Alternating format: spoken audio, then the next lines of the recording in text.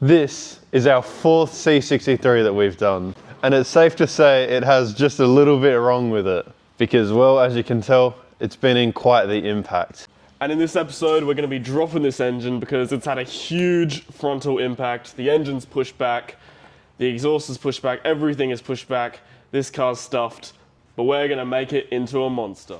Now, if you haven't seen us before, first of all, welcome to our channel. But second of all, we have built quite a few C63s in our time on YouTube. Except the funny thing is, this car was meant to be our first ever build on this channel. But due to many reasons, that didn't happen. And this car ended up sitting in a backyard for a year and a half until today. In today's episode, we're going to be dropping the 6.2 litre V8 out of this car because this car needs a lot of work. Namely the fact that the engine is pushed back, and because of that, every mount on this car is ruined because of how big the impact was. So it's our job to fix that. So now that you guys have heard a little bit of background on what this car is, where it's come from, and a little bit of the issues that this car has, which is a lot, the first step in taking this mighty 6.2 litre V8 out of this car is going to be to take the wheels off, because you can't get to anything without the wheels off. And then after we take these rims off, these fake rims,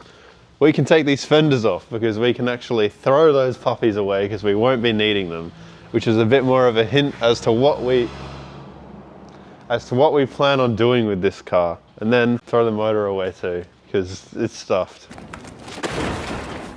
So normally when removing an engine, you shouldn't have to remove the fenders. But in our case, we don't plan on using them on this car long term because we have something huge planned for it.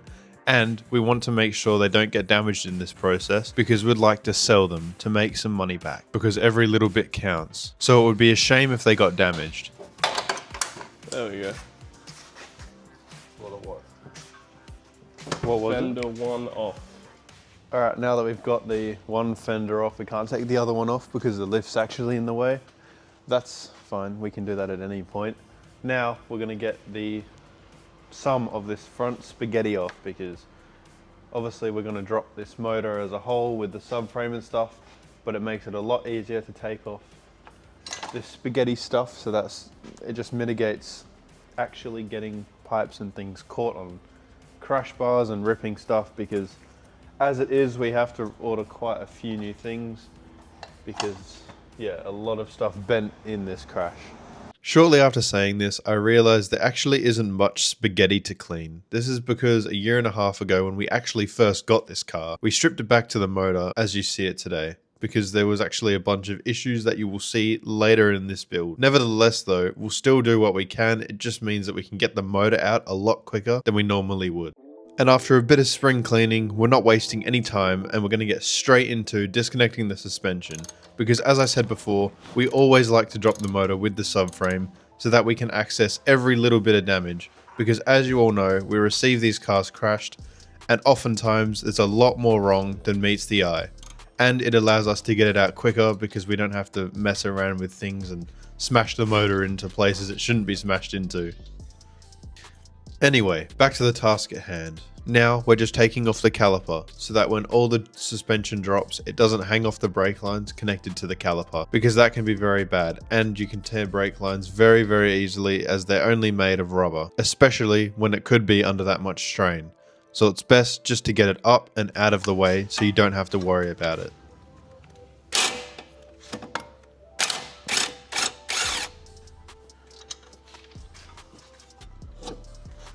That'll just sit there. There you go. Alright, so that's off now. It's all together, yeah. This will lead, this will all stay, this will all go.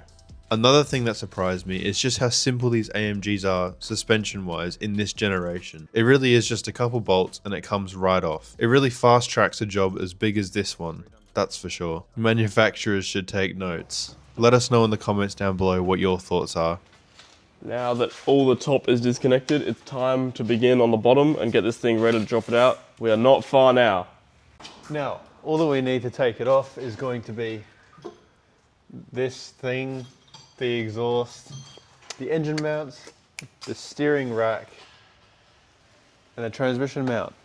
And theoretically, this should just fall straight out of the car. It's coming down right now. So we're not far off. So Stay watching.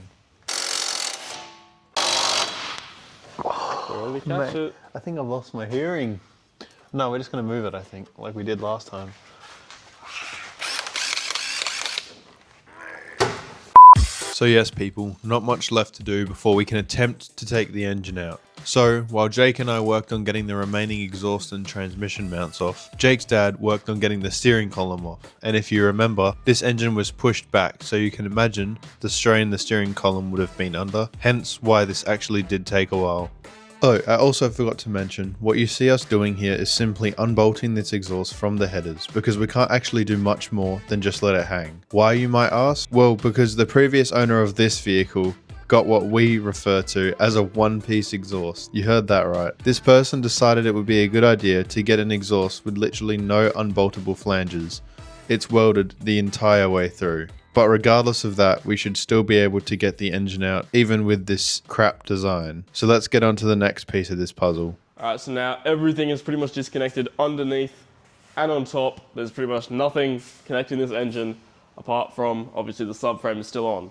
So then, we're going to undo the bolts that go from the subframe to the chassis, and this then lift the car up on the lift, just like we did with the blue C63, and this engine is going to be left behind on the floor. It's going to come down with all the coolers, with everything, and then we can finally get to fixing this engine. But it is now time to get this thing out of here. So before the bolts on the subframe come out, we need to do the transmission mounts first, or else the engine won't come out all in one go. To do that, we used our trusty forklift, like always, to hold the weight of the engine and the transmission together, just so that we don't bend any bolts or plates or anything like that. And we can then get to unbolting it for our first bit of investigation. Jesus. Show people what we're working. Look at this. This is what happened to this mount. It has been annihilated. There's some bit of it. Look at all that. It's been almost rolled over. I mean, that's crazy. What the? Look at those two side pieces where it used to go out to grab onto Why it. is there all that metal shaving? Like, is that? That's from this shearing, huh? Yep. That's what it's from. And the prop's rotated around and I think it's caught it a couple of times. Yeah, that prop would have caught it for sure. Like, look. It's completely just gone there, gone there. Have a look at that. Whoa. That's pretty bad, guys. This thing got hit hard. It got hit hard indeed, so I'm excited to see what damage we'll find when the engine's finally out of this thing. It's now finally time for the moment you have all been waiting for. We're finally unbolting the subframe from the car, which to be honest was quite a pain. That's because the wooden pallet that you see in this frame didn't actually give us the clearance to be able to use electric tools, so we had to use the old-fashioned method. Except for one where we could sneak and drill through the pallet. Here we go, y'all. Engine coming down.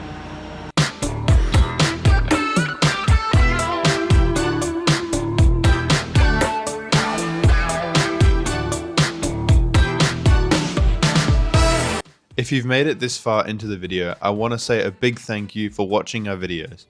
It helps Jake and I out a lot more than you realize, even if all you do is watch the video and move on. With that being said, if you aren't someone who normally leaves comments, Jake and I encourage you to leave one down below. It could be about absolutely anything, but it makes our day when we read all the things you guys have to say. And believe it or not, you guys have helped us a lot in the past with your tips and tricks, so thank you very much. While you're down there writing a comment, please remember to also subscribe, because that helps us out a lot too.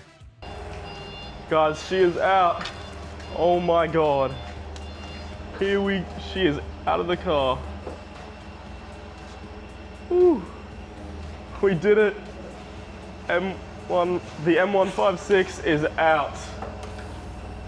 I can stand in here now. Ew. Mate, too easy. Did we bend the exhaust? Maybe, we're gonna get a new exhaust anyway, don't worry. Wow. What I do you think think we of did bend it. that? think, That is crazy. I think it's a big lump. Huge engine. This thing is massive, 6.2 liters. As you all know, out of the car in a day.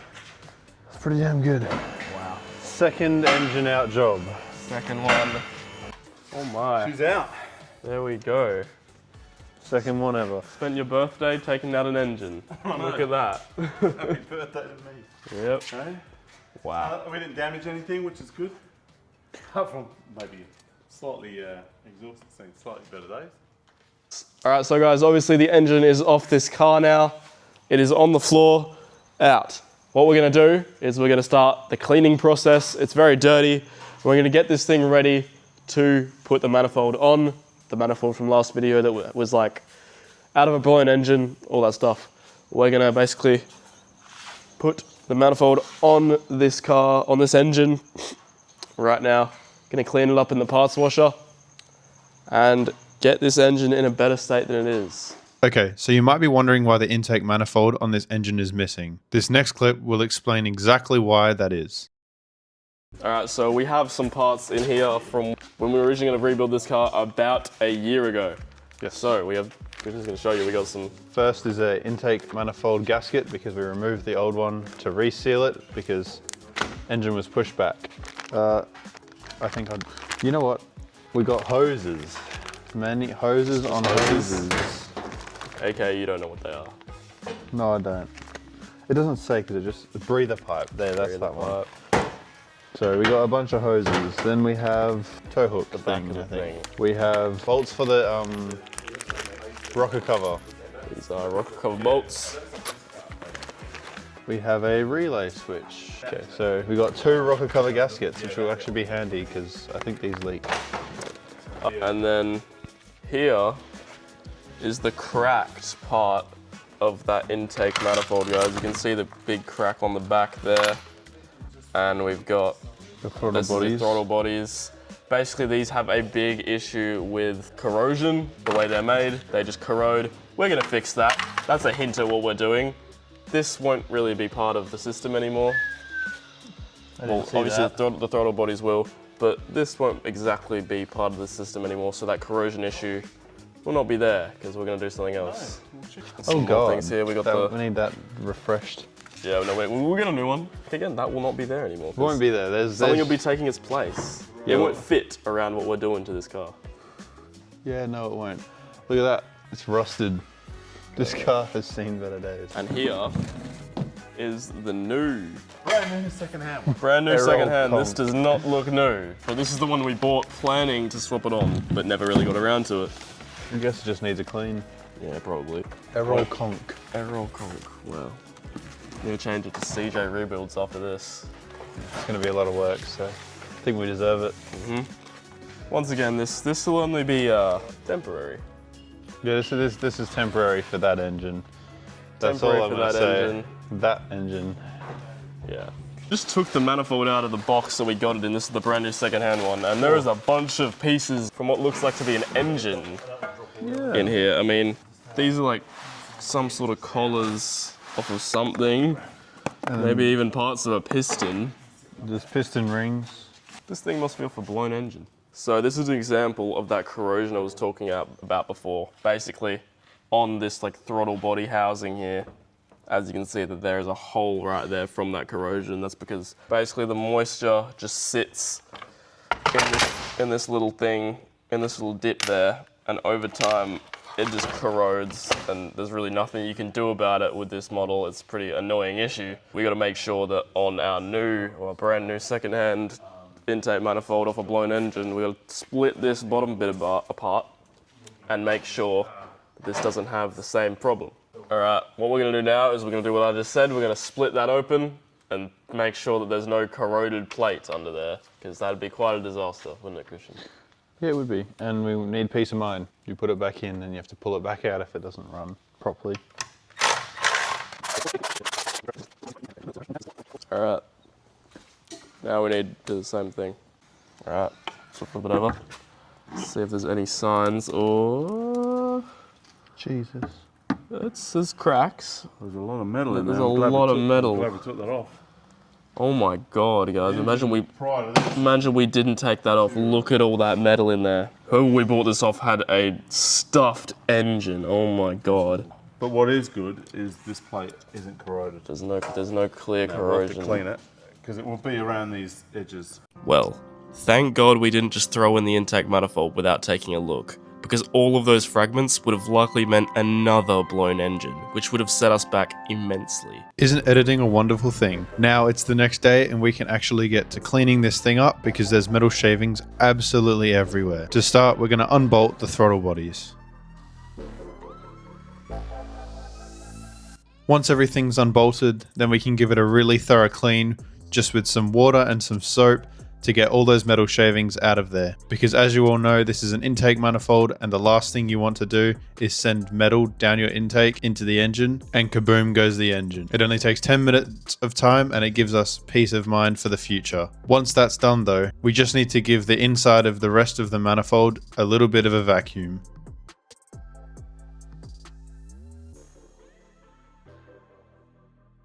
A lot cleaner now. Alright, so now we're going to start putting this manifold together and getting it ready to go on the car. Got the throttle bodies in, gets basically squashed by this sandwich plate thing, bolted in, then the other piece, and then this goes on the car, and you have yourself your intake manifold. Pretty simple. And it is the first big step to actually repairing this motor. And this is actually something very, very clever, guys, that Mercedes have done. Probably a lot of other manufacturers probably do something similar. There's these little safety tabs here that go over the bolt holes here, which basically stop, if these bolts fall out, it'll stop them from going into the engine and obviously blowing up that engine. And if you're wondering why these don't have any safety tabs, it's because on the bottom piece here, it has lined up with every one of those bolts is this like little stopper or like mold here, which basically if the bolt falls, it can't fall because it's gonna hit that before it falls. That is pretty damn clever. And even there you can see, got another one of these stoppers.